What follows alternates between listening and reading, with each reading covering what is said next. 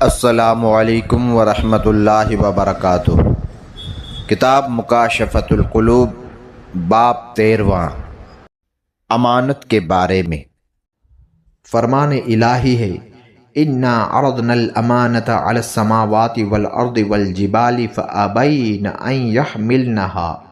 اللہ نے آسمانوں اور زمینوں اور پہاڑوں پر امانت پیش کی، وہ اسے سنبھالنے کے لیے آمادہ نہ ہوئے۔ انہیں خوف ہوا کہ وہ اس امانت کا حق ادا نہ کر سکیں گے اور عذاب کے مستحق ہوں گے، یا انہیں خیانت کا خوف لاحق ہوا۔ اس آیت کریمہ میں امانت کے معنی ایسی عبادت اور فرائض ہیں جن کی ادائیگی اور عدم ادائیگی سے ثواب و عذاب وابستہ اور متعلق ہے۔ قرطبی کا قول ہے کہ امانت دین کی تمام شرائط و عبادات کا نام ہے۔ یہ جمہور کا قول ہے اور قول صحیح ہے۔ اس کی تفصیل میں کچھ اختلاف ہے۔ ابن مسعود کا قول ہے یہ مال کی امانت ہے، جیسے امانت رکھا ہوا مال وغیرہ۔ ان سے یہ بھی مروی ہے کہ فرائض میں سب سے اہم مال کی امانت ہے۔ ابو درداء کا قول ہے کہ غسل جنابت امانت ہے۔ ابن عمر رضی اللہ تعالی عنہ کا قول ہے، سب سے پہلے اللہ تعالیٰ نے انسان کی شرمگاہ کو پیدا کیا اور فرمایا یہ امانت ہے، جو میں تجھے دے رہا ہوں اسے بے راہ روی سے بچانا، اگر تو نے اس کی حفاظت کی تو میں تیری حفاظت کروں گا۔ لہذا شرمگاہ امانت ہے، کان امانت ہے، زبان امانت ہے، پیٹ امانت ہے، ہاتھ اور پیر امانت ہیں، اور جس میں امانت نہیں اس کا ایمان نہیں۔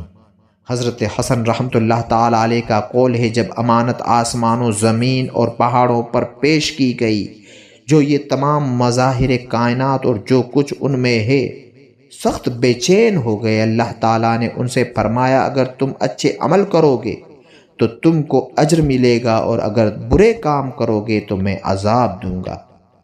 تو انہوں نے اس کے اٹھانے سے انکار کر دیا۔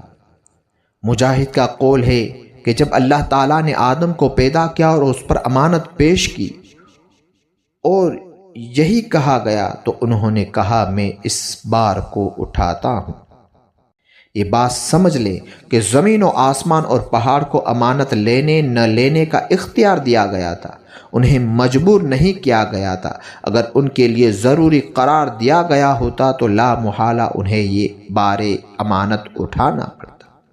قفال وغیرہ کا قول ہے کہ اس آیت میں عرضہ سے ایک مثال دی گئی ہے کہ زمین و آسمان اور پہاڑ پر ان کی بے پناہ جسامت کے باوجود شریعت مطہرہ کے احکامات کی ذمہ داری اگر ان پر ڈال دی جاتی تو یہ عذاب و ثواب کی وجہ سے ان پر گرا گزرتی، کیونکہ یہ تکلیف ہی ایسی محتم بشان ہے کہ زمین و آسمان اور پہاڑوں کا عاجز آ جانا عین ممکن ہے، مگر اسے انسان نے قبول کر لیا۔ چنانچہ فرمان الہی ہے، وَحَمَلَهَا الْإِنسان، آدم علیہ السلام پر اس وقت یہ امانت پیش کی گئی جب میثاق کے وقت ان کی اولاد کو ان کی صلب سے ننھی منھی صورتوں میں نکالا گیا۔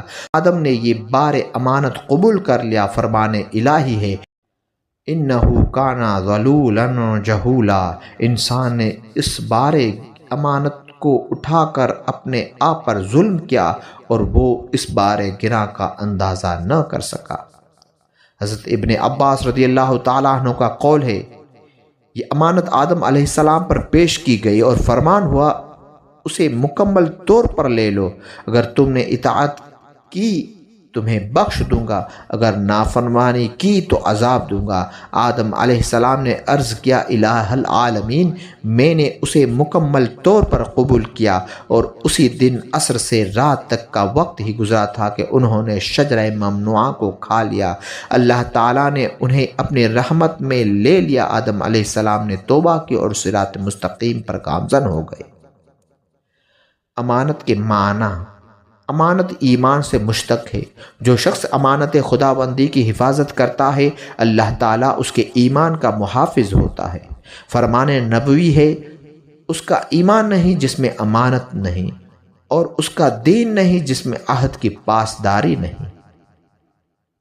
ایک شاعر کہتا ہے، ایک خدا اس کو ہلاک کرے جو خیانت کو اپنی پناہ گاہ بنائے، اور امانت کی حفاظت سے پہلو تہی کرے۔ دوسرا، اس نے دیانت اور مروت کو خیر بات کہہ دیا تو اس پر زمانے کے پے در پہ مصائب آنے لگے۔ دوسرا شاعر کہتا ہے، ایک جو خیانت کو اپنی عادت بنا لے وہ اس لائق ہے کہ حوادث زمانہ کا شکار ہو جائے۔ جو شخص بدعہدی یا عہد شکنی کرتا ہے اس پر مسلسل مصائب نازل ہوتے رہتے ہیں۔ رسول اللہ صلی اللہ تعالیٰ علیہ وسلم نے فرمایا، میری امت اس وقت تک بھلائی پر رہے گی جب تک وہ امانت کو مال غنیمت اور صدقہ کو تاوان نہ سمجھے۔ آپ نے فرمایا، جس نے تجھے امین بنایا اس کو امانت لوٹا دے، اور جس نے تیرے ساتھ خیانت کی اس کے ساتھ خیانت نہ کر۔ بخاری و مسلم نے اس کو روایت کیا ہے۔ منافق کی 3 نشانیاں ہیں، جب وہ بات کرتا ہے تو جھوٹ بولتا ہے، وعدہ کرتا ہے تو خلف عہد کرتا ہے، امین بنایا جائے تو خیانت کرتا ہے۔ یعنی جب کوئی اسے کسی بات کا رازدار بناتا ہے تو دوسرے لوگوں کو بتلا دیتا ہے، یا امانت لوٹانے سے انکار کر دیتا ہے، یا امانت کا تحفظ نہیں کر پاتا، یا اسے اپنے استعمال میں لاتا ہے وغیرہ۔ حفظ امانت مقرب فرشتوں، انبیاء کرام اور نیک بندوں کی صفت ہے۔ فرمان الہی ہے، ان اللہ یأمرکم ان تؤدوا الامانات الی اہلہا۔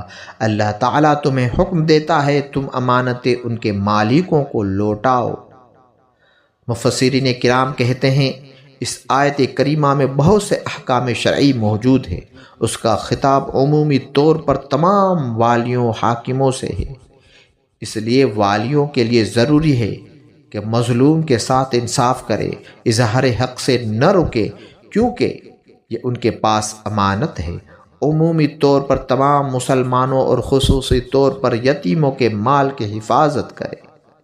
علماء کے لیے لازم ہے کہ وہ لوگوں کو دینی احکامات کی تعلیم دے، کیونکہ علماء نے اس بارے امانت کو اٹھانے کا عہد کیا ہے۔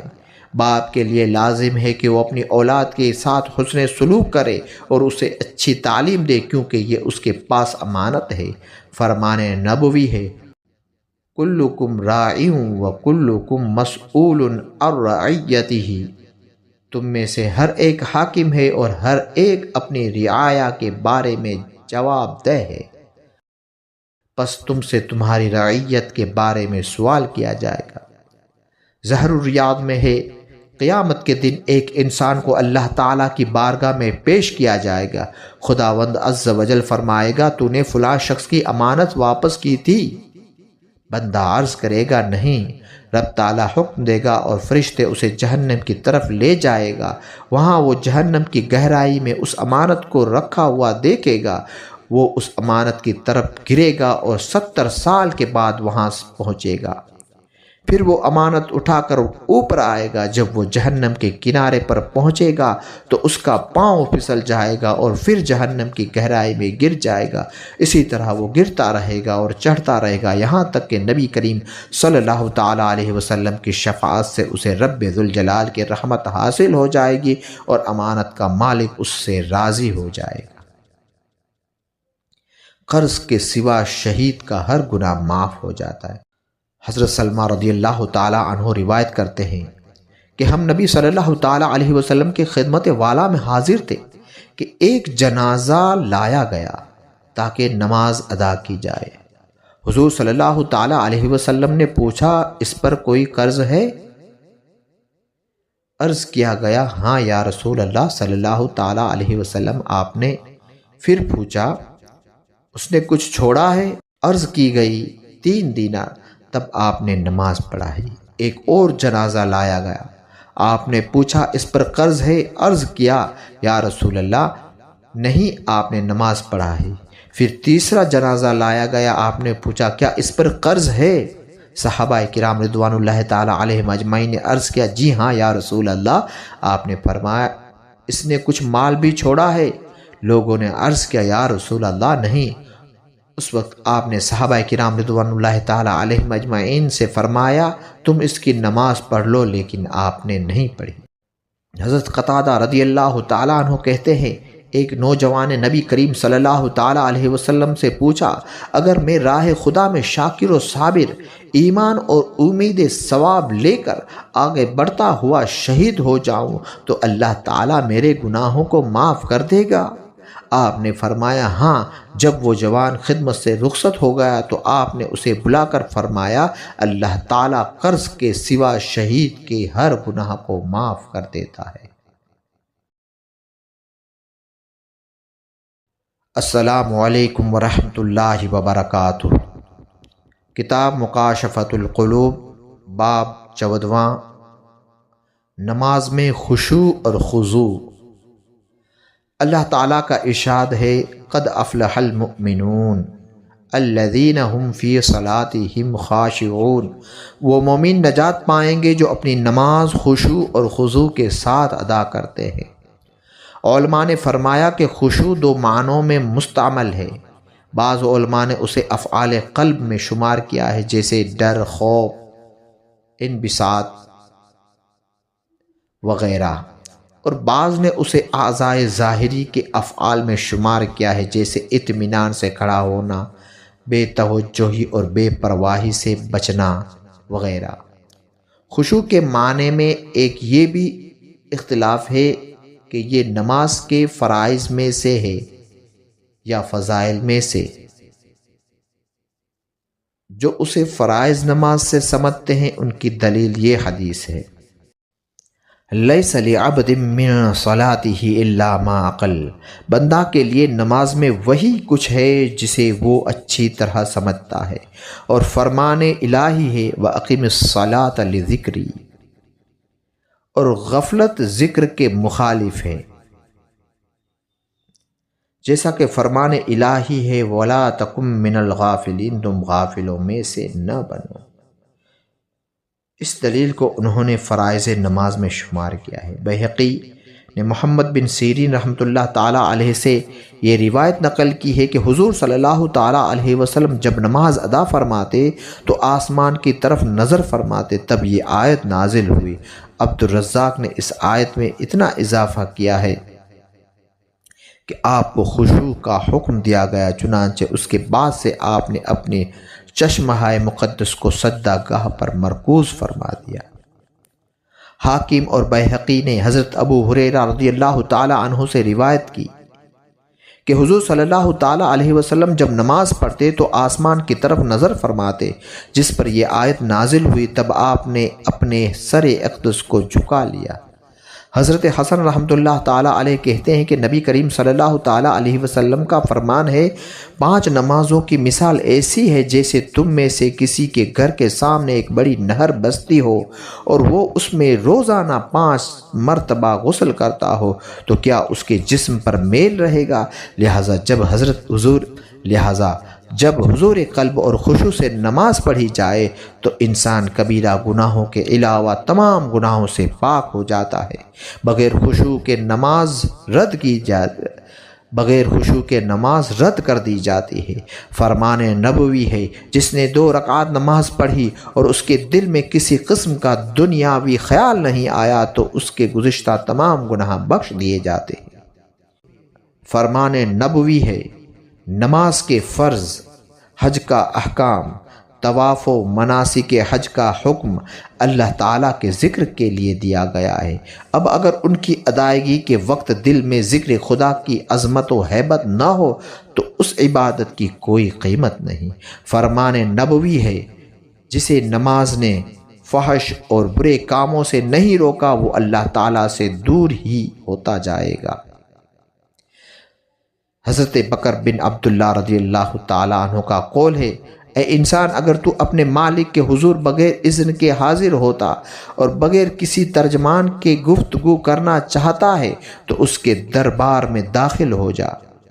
پوچھا گیا یہ کیسے ہوگا؟ انہوں نے جواب دیا، وضو کو مکمل کر لے، پھر مسجد میں چلا جا، اب تو اللہ کے دربار میں آ گیا، اب بغیر کسی ترجمان کے گفتگو کر۔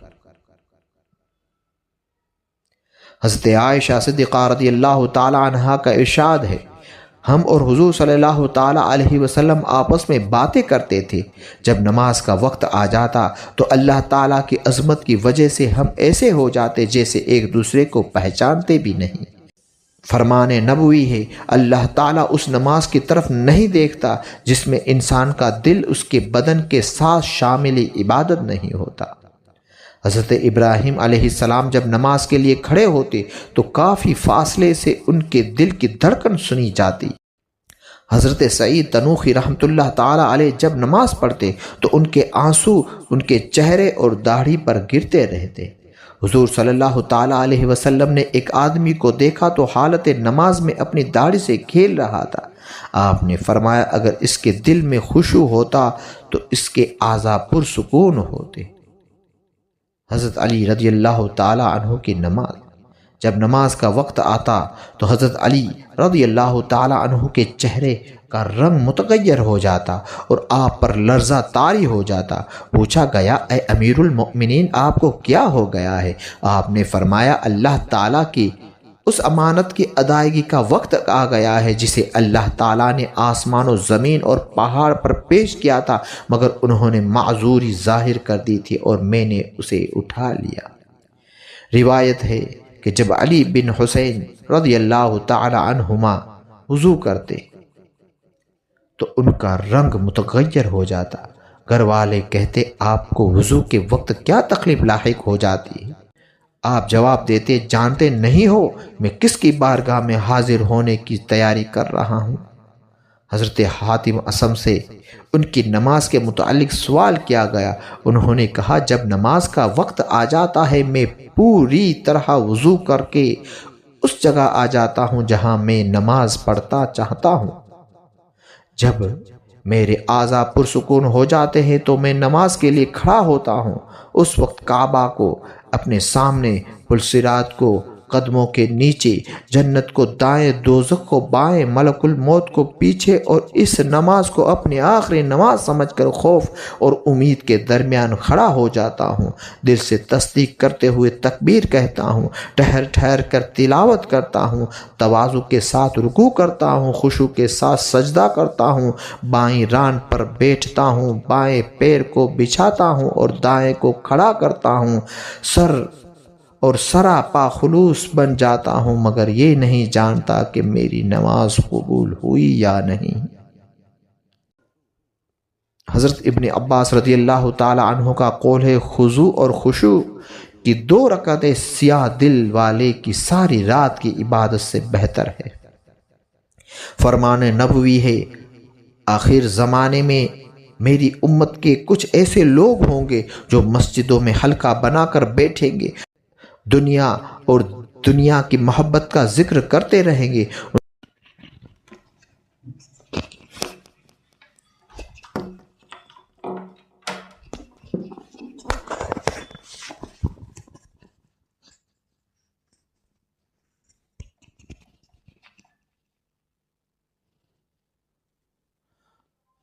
السلام علیکم ورحمۃ اللہ وبرکاتہ۔ کتاب مکاشفۃ القلوب، باب 11،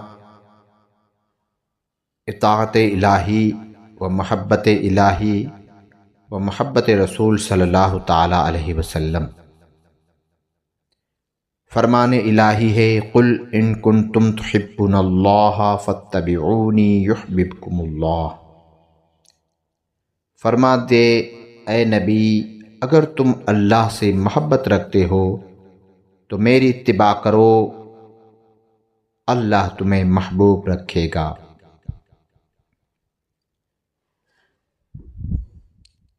اللہ تعالیٰ تم پر رحم فرمائے۔ اچھی طرح سمجھ لو کہ بندے کے لیے اللہ اور اس کے رسول کی محبت ان کی اطاعت اور ان کے احکامات کی پیروی ہے، اور اللہ تعالیٰ کے لیے بندوں کی محبت رحمت و بخشش کا۔ حضرت خلب بن ایوب رحمۃ اللہ تعالیٰ علیہ نماز میں تھے کہ انہیں کسی جانور نے کاٹ لیا اور خون بہنے لگا مگر محسوس نہ ہوا، یہاں تک کہ ابن سعید باہر آئے اور انہوں نے آپ کو بتایا اور خون آلود کپڑا دھویا۔ پوچھا گیا آپ کو جانور نے کاٹ لیا اور خون بھی بہا مگر آپ کو محسوس نہ ہوا؟ آپ نے جواب دیا اسے کیسے محسوس ہوگا جو اللہ ذوالجلال کے سامنے کھڑا ہو، اس کے پیچھے ملک الموت ہو، بائیں طرف جہنم اور قدموں کے نیچے پل صراط ہو۔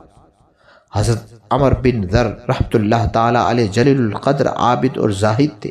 ان کے ہاتھ میں ایک ایسا زخم پڑ گیا کہ اطباء نے کہا اس ہاتھ کو کاٹنا پڑے گا۔